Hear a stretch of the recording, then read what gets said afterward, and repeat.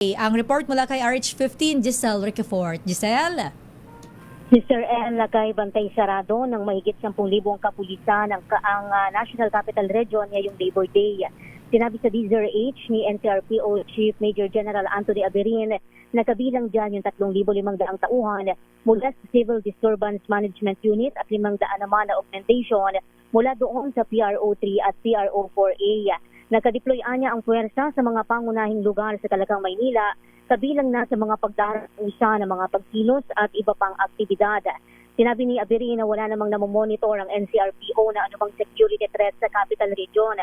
Una nang nagsagawa ng General Accounting at Showdown Inspection ang Regional Mobile Force Battalion sa Grandstand ng Camp Diwa upang tiyaking handa sila sa lahat ng pagkakataon at maging yung mga gagamitan sa posibilidad naman o hindi inaasahan na anumang civil disturbance o kaguluhan.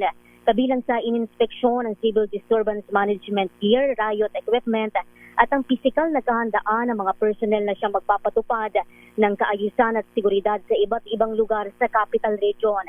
Ito si Giselle Ricafort para sa DZRH, una sa Pilipinas, una sa Pilipino. Maraming salamat, Giselle Ricafort.